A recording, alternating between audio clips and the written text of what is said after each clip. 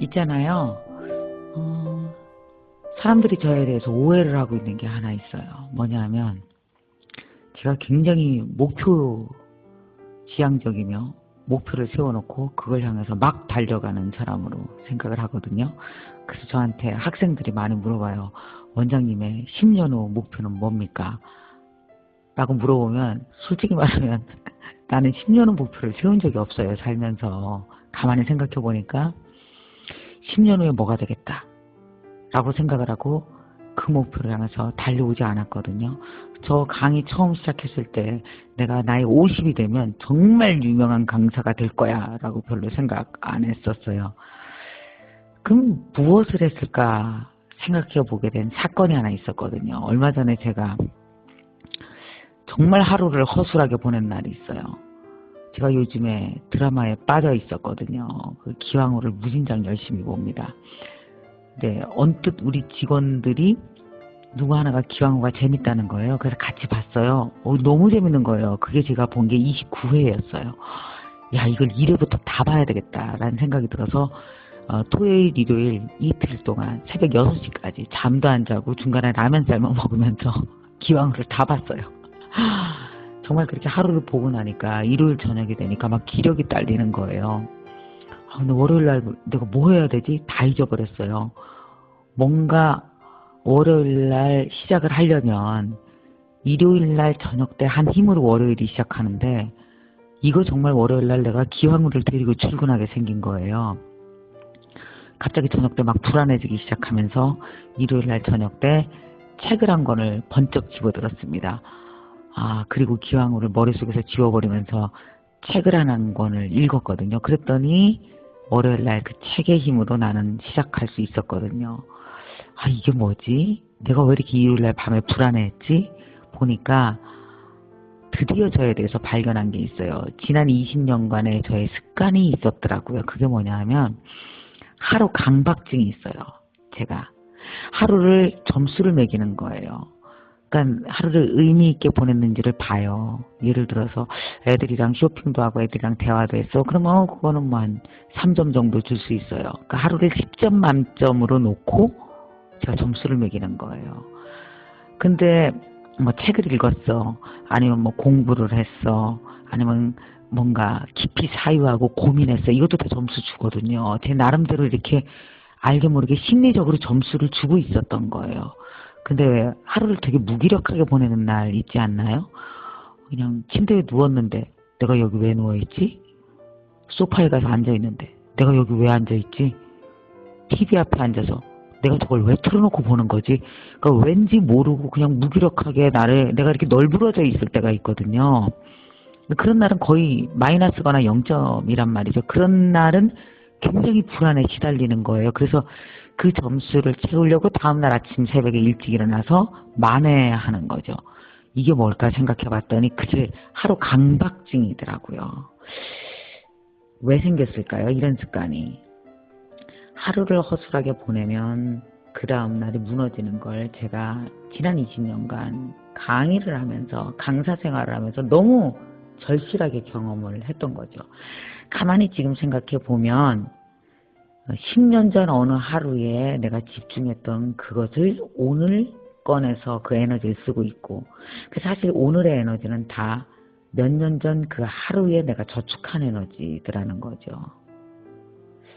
글쎄 저는 그래서 지금도 나는 하루 강박증이 있는 사람이구나.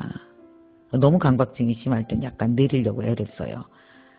그래서 어떤 날은 10점, 어떤 날은 2점, 뭐 다 10점 맞는 날은 드물어요. 어떤 날은 7점, 그래서 평균 6점 정도 되면 그게 제대로 인생을 꾸려가는 게 아닌가 생각합니다. 그래서 어쩌면 약간 버거울 수도 있는 나의 하루 강박증을 오늘은 조금이라도 감사하게 되는 것 같아요.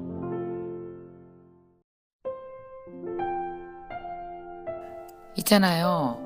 여러분들 굉장히 오랜만에 제 목소리 들으시죠?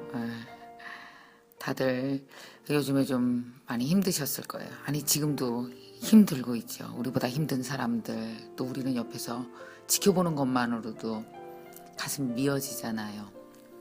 어떤 생각을 하십니까? 사실은 우리가 우리 아이들에게 좀 더 좋은 세상을 주는데 너무나 소홀했구나. 우리가 빠뜨린 것은 무엇일까? 우리가 잃어버린 건 무엇일까? 우리가 다 하지 못한 건 무엇일까? 저는 참 많은 생각을 요번에 하게 됐어요. 그리고 제 머릿속에 떠오른 한 가지는 책임이라는 말이었어요. 우리 다 같이 이 나라에 사는 사람들끼리 무엇인가 작은 책임 하나하나로 이렇게 연결이 돼 있다면 훨씬 더 우리가 더 안정되고 행복한 삶을 누릴 수 있는 거죠. 우리는 정말 우리를 위해서 산다라는 게 무엇인지 너무 거대하게 생각할 필요가 없는 것 같아요. 우리를 위해 살지 않고는 나를 위해서 사는 방법은 이 세상에 존재하지 않잖아요. 사실 우리는 집안에서 사는 시간보다는 밖에서 나가서 사는 시간이 훨씬 더 많죠. 그래서 남 모르는 사람과 어떻게 관계를 맺고 그 사람을 어떻게 배려하고 사랑하고 그 사람들의 관심 속에 내가 존재하고 이런 개념들이 서지 않는다면 참 살아나가는 것 자체가 굉장히 불안할 수밖에 없단 말이죠. 제가 이번에 파랑새 강연을 하게 됩니다. 이번 파랑새 강연을 5월 19일 날 하게 돼요.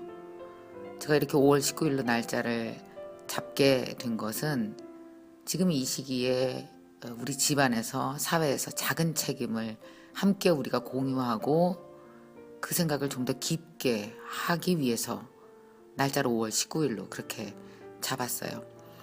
첫 번째 작은 책임의 주제는 가족입니다. 가족 안에서의 그 작은 책임은 무엇일까? 우리 가족 하나하나가 다 자기 꿈을 이루는 거 굉장히 중요하지만 그 꿈의 기본은 서로 가족 간의 행복을 지켜주는 작은 책임들로 연결되어 있어야 된다는 거죠. 그러니까 엄마는 아이에게 무조건 공부해라가 아닌 내가 너를 얼마나 사랑하는지, 우리 아들 생일인데 미역국 먹고 가라, 밥 잘 챙겨 먹어라, 이런 식의 내가 누군가로부터 누군가의 책임으로부터 완벽하게 감싸져 있는 사람이라는 생각이 아이들이 갖게 되면은 자기의 기본 행복을 지키면서 사는 사람이 되고 남의 기본 행복을 지켜주는 사람이 되고 그렇게 하나하나 모여지게 되면 우리는 정말 서로가 서로를 책임져주는 그런 안전하고 행복한 사회에서 살게 되는 거 아니겠어요? 그래서 그 얘기를 하고 싶었어요. 같이 나누고 싶고 아마 여러분이 이 강의를 저와 함께 하시면서는 여러분뿐만 아니라 여러분 가족들까지도 정말 견고한 행복을 다질 수 있는 방법을 우리가 함께 나눌 수 있을 거라고 생각이 듭니다. 더군다나 이번 파랑새는 작은 책임이라는 캠페인과 함께 하니까 또 많은 분들이 후원도 해주시고 제 친구들이죠. 저와 함께 방송을 했던 친구들도 다 같이 참여하겠다. 그래서 참 많이들 그날 오신다고 해요. 그래서 여러분들도 많이 참석해 주셨으면 좋겠습니다. 자, 5월 19일 날 건국대 새천년 기념관에서 7시 반에 여러분들 뵐 수 있으면 좋겠습니다. 고맙습니다.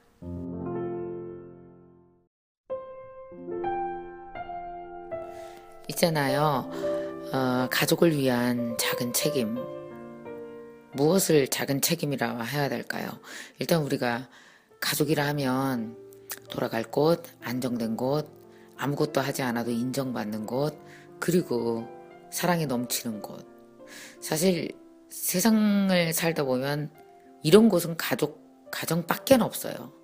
내가 잘못해도 용서할 수 있는 곳, 돈 떨어지면 들어가서 밥 먹을 수 있는 곳, 아무것도 가지지 않아도 나를 반기는 곳, 그리고 정말 어디론가 가서 쉬고 싶을 때 무조건 들어가서 쉬고 싶은 곳, 세상에 그런 곳 하나는 있어야 되잖아요. 내가 뿌리를 내릴 수 있고 편안히 누울 수 있는 곳, 그리고 나를 내려놓을 수 있는 곳이 가족이고 가정 아니겠어요? 그래서 저는 가정이라는 공간은 가장 중력이 작용하는 곳이다 라고 생각이 들어요. 중력이 뭐예요?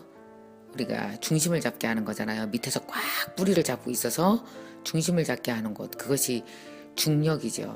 그래서 가정 안에서 많이 써야 되는 말은 저는 바로 중력의 언어라고 생각이 들더라고요. 그러면 반대로 무중력의 언어는 뭐가 있을까요? 무중력, 그래비티요. 하늘에 둥둥둥둥 떠다니는 말이요. 그러니까 정말 입에서 나오는 말이긴 하지만 가슴에서 나오는 말이 아니고 정말 왜 이빨은 칭찬 같은 거 있잖아요. 그리고 아부 같은 거 있잖아요. 정말 이렇게 뿌리가 내리지 않는 그런 말들이요. 아니면은 성공을 향한 말들 있죠. 너는 이번에 몇 등 했니? 당신은 언제 승진해? 당신 애들을 도대체 어떻게 가르치는 거야? 이런 모든 말들이 사실은 무중력의 언어죠.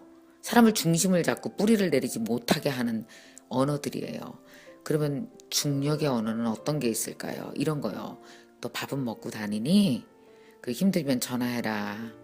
미안해. 이런 말들이요. 그러니까 항상 내가 어머니 뱃속에서 태어났듯이 다시 어머니의 말을 들으면서 중심을 잡을 수 있는 것이요. 인간에게 있어서 정말 오랜 세월 멀리 떨어져서 먼 길을 가다가 다시 돌아올 수 있는 곳은 가정이고, 그리고 다시 날 돌아오게 하는 말이 엄마의 말이라고 한다면, 왜냐 우리가 엄마로부터 태어났으니까 다시 돌아갔을 때 가장 편안한 곳은 엄마잖아요. 그런 엄마가 즐겨 쓰는 말들 있잖아요. 이게 사람을 가장 중심을 잡고 뿌리를 내리게 합니다. 그래서 안정감을 주는 거죠. 그래서 중력의 언어라고요. 자, 여러분의 중력의 언어는 어떤 건가요? 저희 엄마가 저한테 가장 많이 쓰는 엄마의 뱃속 같은 따뜻한 중력의 언어는 밥 먹었니? 이거예요. 항상 언제든지 전화해도 24시간 새벽 2시에 전화를 해도 밥은 먹은겨? 늘 이렇게 물어보거든요. 근데 그 말을 들을 때마다 뱃속까지 따뜻해지면서 내가 살아가는 새로운 힘을 얻거든요. 오늘은 가족에게 무중력 언어 말고요. 하늘에 둥둥 떠다니는 누구나 할 수 있는 말 아니고요. 정말 가족만이 할 수 있는 중력의 언어. 밥 먹고 다니니? 혹은 미안하다. 그래, 힘들면 돌아와라. 이런 말들 꼭 해보시기 바랍니다.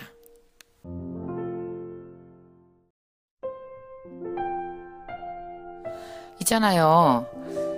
요즘에 나이 들었다는 생각을 해보신 적 있어요?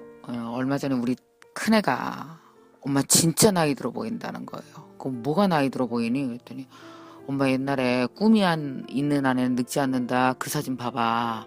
그리고 엄마 요번에 살아있는 뜨거운 봐봐. 10년은 늙어 보여. 너무 괘씸한 거예요. 그런 얘기를 대놓고 하는 게 아무리 딸이라도. 그래서 야, 책 다 가져와. 그래갖고 옛날 꿈 안의 책, 그 다음에 뭐 언니의 독설, 두리몬, 살아있는 뜨거움 이렇게 4권을 쭉 놓고 봤더니 진짜 늙은 거예요. 언뜻 보니까 이거는 40대 초반이랑 이게 벌써 제가 51가 됐잖아요. 참 많이 나이가 들었구나. 그러면서 그런 생각을 했어요. 과연 내 얼굴에 주름이 과연 무엇일까 봤더니 우리 딸 키우면서 왜 기쁜 일 있잖아요. 애들 운동회 때 막 달리기 막 뛰어갖고 탁 그 결승점에 도착하는 거 보면 얼마나 신이 나요. 막 그냥 펄떡펄떡 뛰면서 막 웃다가 생긴 눈주름. 그 다음에 또 사춘기 때 속썩여갖고 막 한 몇 년간 속썩으면서 생긴 주름이 있잖아요. 또 울면서 생긴 주름. 또 살다 보면은 왜 돈 때문에 쪼달리고 막 이러면서 신경 쓰다 보면은 이마에 주름이 나도 모르게 몇 년 지나면 언뜻 자리를 잡고 있고, 또 막 욱하고 분하고 했을 때 생긴 막 그 미간 주름도 있고, 또 살려고 열심히 떠들다 보니까 이가 주름도 생기고, 또 그렇게 살다 보면은 어느 순간 언뜻 목에 주름이 생기고. 사실 이 주름이라는 건 어떻게 보면 내가 살아온 흔적이자 내가 열심히 견디고 지금까지 왔다라는 증거고, 또 어떻게 보면 훈장이다 이런 생각이 들더라고요. 그 프랑스 여배우가 있어요. 잔느 모로라고. 아주 제가 좋아하는 사람입니다. 정말 격정적으로 열정적으로 온몸을 다해서 세상과 맞서면서 살아온 진짜 멋있는 여자잖아요. 근데 그분이 좀 멋있는 말들 정말 많이 했어요. 왜 그 사람이 멋있는 말을 했을까 생각해 봤더니 특히 이 젊음, 나이, 늙어감 이런 거에 대한 얘기 많이 했거든요. 여배우니까 더욱 늙어가는 것에 대해서 우리보다 민감하고 더 많은 생각을 했겠죠. 그분이 이제 거의 80 후반, 굉장히 나이가 많습니다. 근데 사진을 찍으면서 사진작가한테 잔느모로가 이런 얘기를 했어요. 그 사진작가 양반, 사진 찍으면서 내 주름 절대로 없애지 마시오. 내 이거 만드는데 수십 년이 걸렸어 라고 얘기를 했대요. 자, 여러분들은 몇 년 된 주름을 갖고 있습니까? 다 우리의 역사고 흔적이고 증거고 훈장이죠. 그래서 내가 우리 딸한테 얘기했어요. 야, 그 엄마가 젊은 건 조금 흉내낼 수 있을지 모르지만 너 나이 든 건 절대 흉내 못 낸다. 너 엄마 주름 만들려면 너 30년 기다려야 돼. 되게 오래 걸리는 거야. 그러니까 함부로 흉내 내려고 하지 마. 그랬거든요. 자, 이제 이 주름 보시면서 너무 서러워하지 마시고 이게 내가 잘 견뎌왔다는 훈장이다 하고 너그러운 마음으로 여러분 주름을 바라보는 건 어떨까요?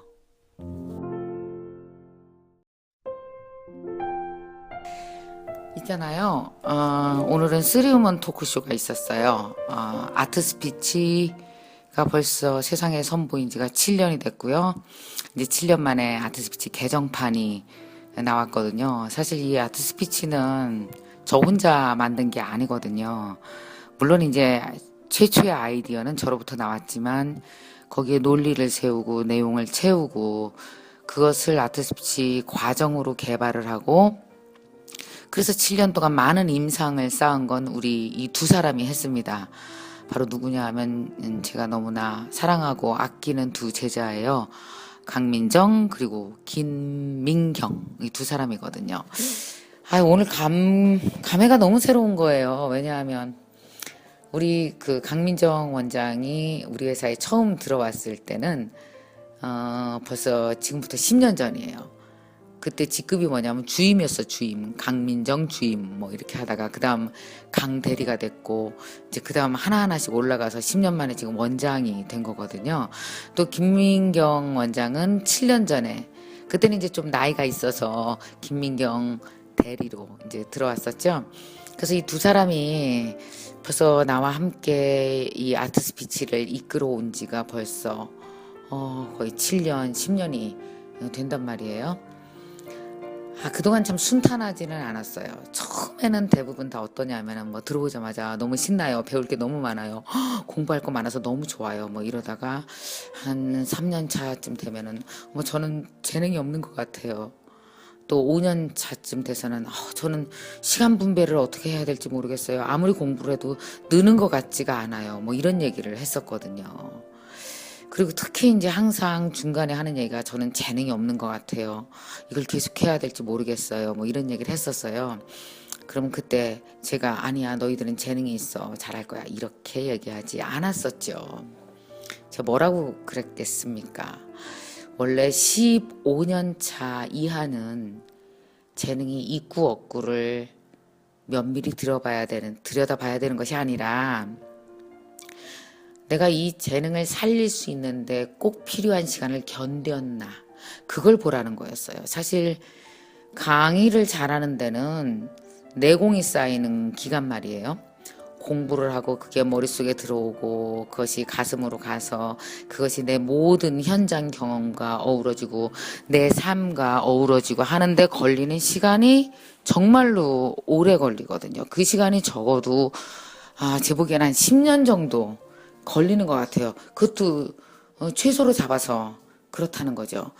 그러니까 이 두 사람은 이제야 겨우 좀 무엇인가 아는 경지, 완숙의 경지로 그 첫 발을 들인 거예요. 완숙해지지도 않았어요. 이제 한 5년 정도가 더 흘러가서 15년이 되면 훨씬 더 좋아지게 되겠죠. 그래서 오늘 이 정말 저의 제자라 할 수 있는 스승의 날마다 그 나에게 카네이션을 달아주는 이 두 사람과 3우먼 토크쇼를 정말 한 무대에 처음으로 섰거든요. 그러니까 제가 얼마나 뿌듯했겠습니까? 그래, 꿈은 이렇게 한 발씩 천천히 이뤄가는 거다. 그런 눈으로 두 사람을 바라봤거든요. 오늘은 정말 제가 스승이 되는 날, 진정한 스승이 되었던 날이었던 것 같습니다. 참 기분 좋았어요.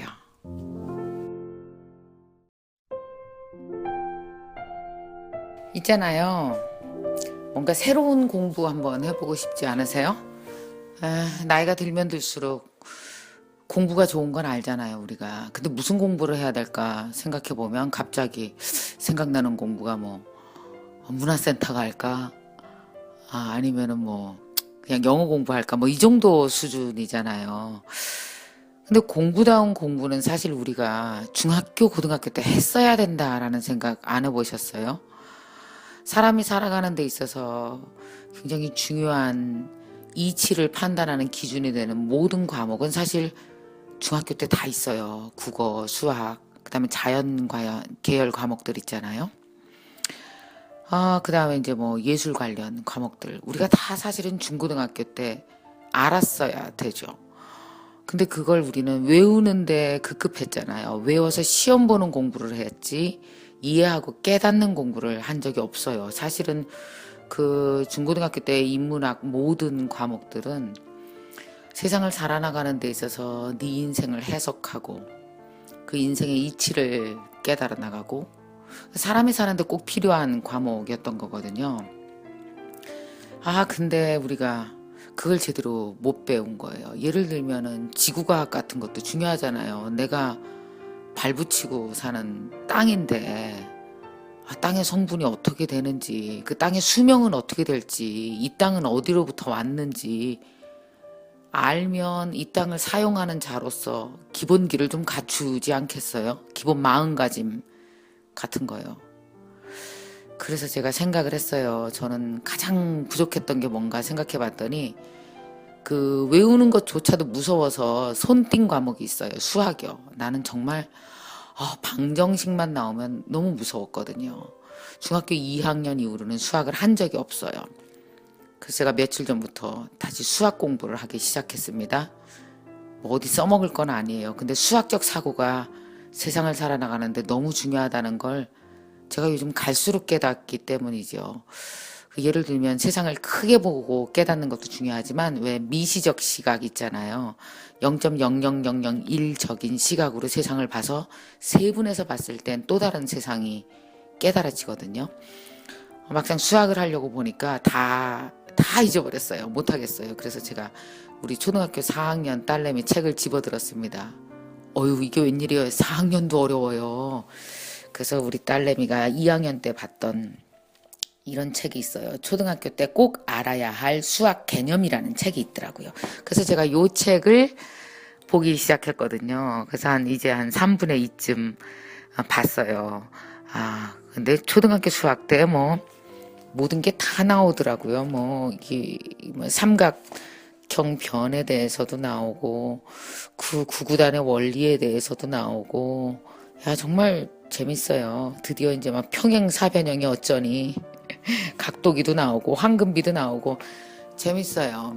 이제 이 책을 다 읽고 난 다음에는 본격적으로 수학을 하나하나 이제 문제를 풀고 이해하는 걸로 들어갈 거거든요. 도움되는 거 돈 안 들고 너무 많더라고요. 보니까 그냥 EBS에서 그냥 해주는 방송도 누적돼 있는 게 되게 많아요.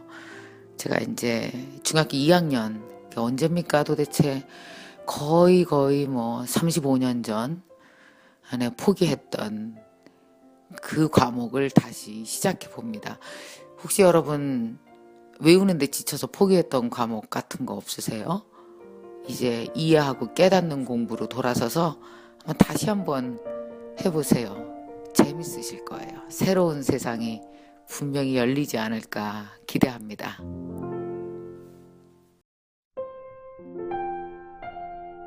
있잖아요. 오늘은 요리를 만들어 봤어요.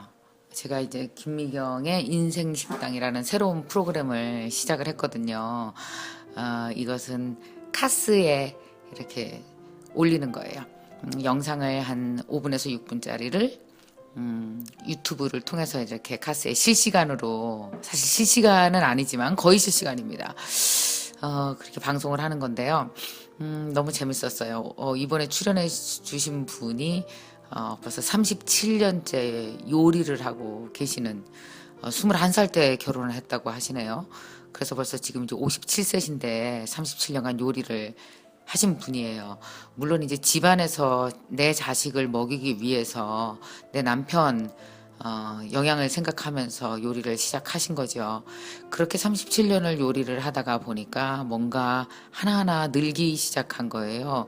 요리를 굉장히 잘하시게 됐죠. 그래서 이 요리를 갖고 무엇을 할까 고민을 하시다가 어느 날 우연히 헬스를 하고 나오는데 자원봉사자를 모집한다는 공고를 봤대요. 봤더니만 거기서 요리를 해서 그 요리를 팔아서 거기서 모인 수익금으로 독거노인이라든지 어렵게 사시는 분들에게 쌀을 사다 드리고 음식을 해다 드리는 그런 자원봉사였던 거예요. 이분이 내가 무엇인가 내 가족 말고 남을 위해서 살 수 있는 길이 있을까? 생각을 하고 있던 중에 그걸 보고 이거구나. 내 요리 솜씨를 여기에다 발휘해 봐야 되겠다 하셔서 요리를 하기 시작했습니다. 그래서 여러 사람이 모여서 요리를 만들어서 그야말로 누가 돈 주고 사 먹을 정도의 요리여야 되잖아요.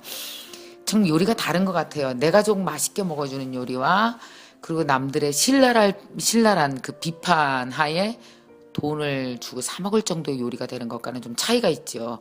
그때 요리 실력이 훨씬 더 일취월장 늘으셨다고 합니다. 그래서 다른 사람들에게 요리를 팔았고 그 돈을 가지고 벌써 봉사활동을 하신 지 꽤 여러 해가 되셨다고 하셨어요. 자, 우리가 생각해 보면 내가 머물러 있는 장소, 그리고 그 장소가 집이라면 그 안에서 내가 연마한 여러 가지 능력들, 아이를 보는 것이건, 음식을 하는 것이건, 청소를 하는 것이건, 그 모든 것들이 무르익게 되면 그것이 밖으로 향하는 순간이 있는 것 같아요. 누군가에게 도움을 주는 순간이죠. 권영우 씨께서 이렇게 말씀을 하셨어요. 누군가를 도우면서 정말 기뻤던 거는 바로 나다. 그 남을 도우면서 얼마나 요즘에 최근 10여 년간 기쁘게 살고 있는지 모른다고 말씀을 하시거든요. 무슨 요리를 가르쳐 주셨냐면 가지구이도 알려주셨고요. 우엉으로 김치 만드는 걸 가르쳐 주셨어요. 저 옆에서 배웠거든요. 정말 쉽더라고요. 역시 오래된 고수는 일단 첫째 요리하는 시간이 짧다. 왜냐? 다음에 무엇을 할지 머릿속에 연결이 돼 있어서 이미 머리에 있는 것이 손끝으로 움직이고 있더라고요. 또 그 고수들이 가지고 있는 최고의 것은 뭐냐면 그 요리를 할 때 손실이 적다라는 거예요. 그냥 험하게 버리는 게 하나도 없어요. 저는 이번에 우엉 이렇게 다듬다가 혼났어요. 왜냐하면 칼 등으로 살살 벗기지 그걸 칼로 벗겨갖고 맛있는 거 다 버린다고 막 야단 맞았거든요. 오랜만에 그 새댁이 돼서 시어머니한테 요리 배우면서 막 야단 맞는 것 같은 느낌을 제 나이에 50 넘어서 느껴보니까 너무너무 재밌었어요. 여러분 자신이 해왔던 모든 일 20년 30년 한 장소에서 무르익은 모든 것들은 밖으로 향할 때 남을 향할 때 정말 기쁨이 되는 것 같습니다.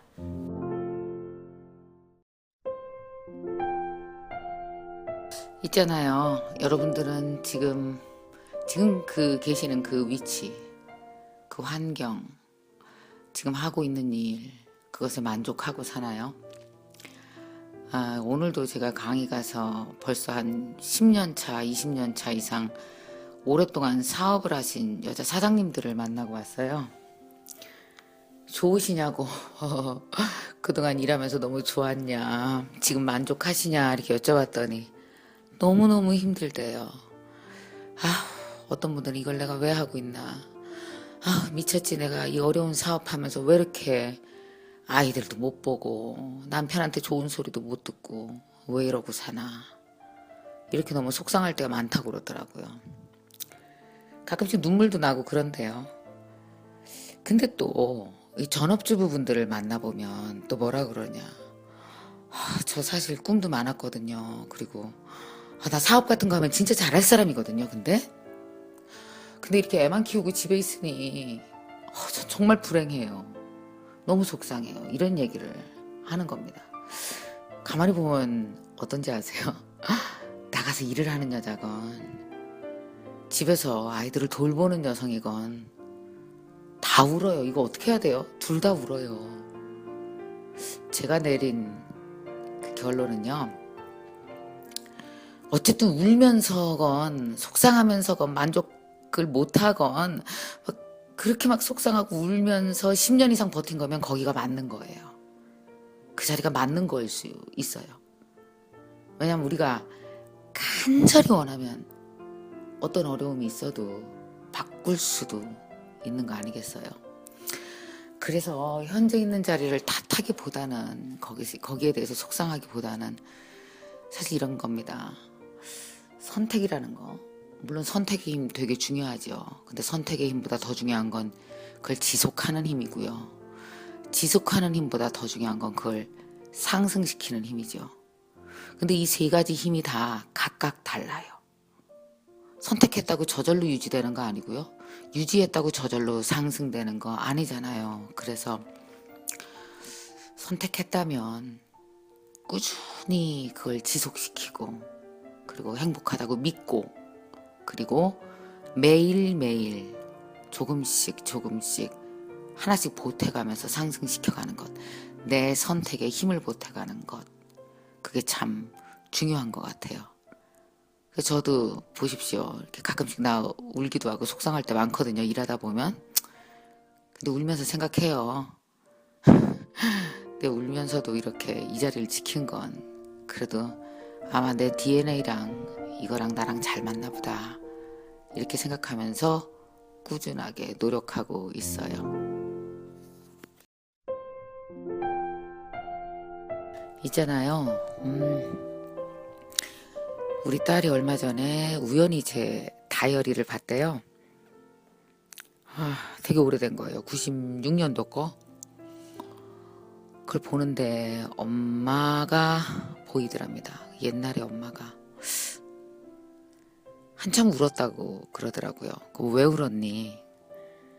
그랬더니 우리 딸 하는 말이 나는 엄마가 원래 강의를 잘하는 사람인 줄 알았어.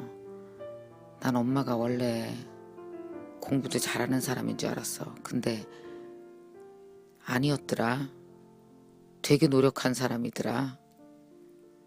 엄마 사실은 재료도 별로 없는데 만들어서 쓰느냐고 죽을 고생했더라. 왜?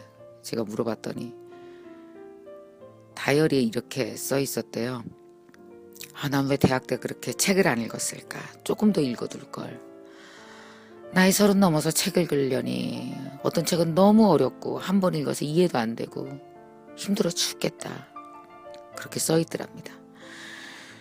이제 뭐 강의를 하려니까 책을 엄청 많이 읽었어야 했죠. 그때 뭐 우리나라 책도 읽었지만 물론 번역서 같은 것도 읽었을 거 아니에요. 그걸 이제 다 메모를 해놨는데 우리 딸이 막 울컥하고 울음이 터진 장면은 어딘지 아세요?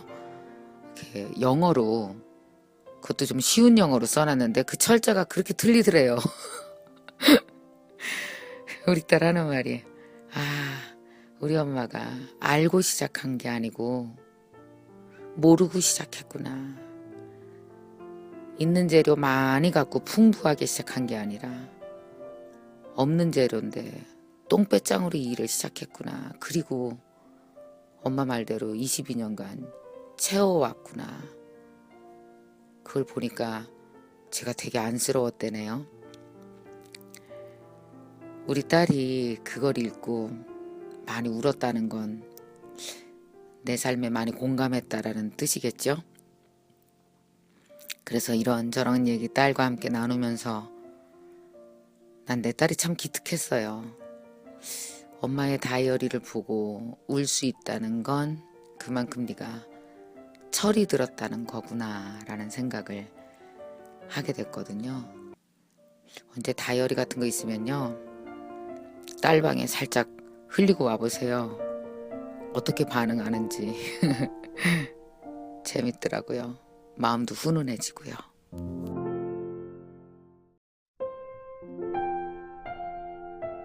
있잖아요.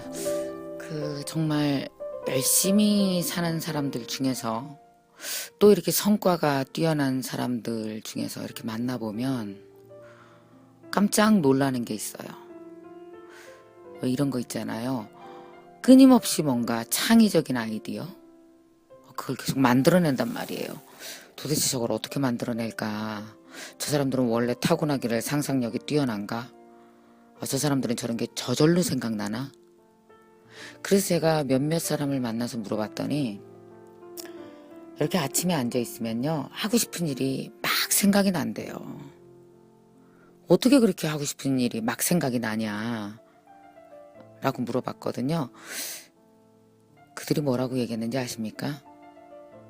참 답답한 얘기를 했어요. 그냥 생각이 난대요, 그냥.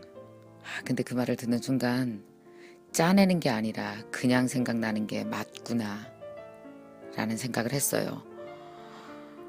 되게 그들이 오늘 할 일을 그냥 짜내지 않아도 그냥 생각난다는 건 뭘까요? 바로 지난 세월에 내가 투입한 에너지, 내가 그 일에 대해서 고민한 모든 것이 다음날 아침에 그냥 터져 나오는 거거든요. 밀어내는 거죠. 사실 오늘을 사는 여러 가지의 행동이나 생각이나 창의적인 생각들은요, 사실 어제가 밀어낸 거거든요. 어제가 비어 있으면 오늘 밀어낼 게 없는 거고요. 그렇게 밀어낸 생각을 뭐라고 그러느냐? 통찰 혹은 직관이라고 부릅니다. 그래서 20년, 30년 같은 일을 계속해온 사람들은 그렇게 오래 했으면 그 일을 다 했을 것 같은데도 죽기 전날까지 또 할 일이 생각나죠. 아무것도 하지 않은 사람보다요. 그래서 우리가 오늘 무엇을 할지 모르겠다면 어제를 돌아봐야 되고요. 근데 돌아봐야 소용없죠. 그래서 내일 해야 될 일이 있길 원하고 내일 무엇인가 재밌는 일, 보람된 일, 정말 내가 하고 싶은 일을 하고 싶다면 오늘 내가 해야 될 일에 에너지를 쏟아붓는 거예요. 그러면 오늘 내가 했던 일이 내일 해야 될 일로 그대로 밀어내기 시작하는 거죠. 나를 밀어낸다는 거죠. 그게 바로 직관 있는 삶인 것 같아요. 자, 다른 거 아무것도 생각하지 말고 그냥 오늘 책 읽겠다 생각했으면 책 읽고요. 요리해야겠다 생각했으면 요리하고요. 운전 배워볼까 했으면 배워보고요. 그냥 무조건 오늘을 채우세요. 채워진 오늘이 내일로 가게 되니까요.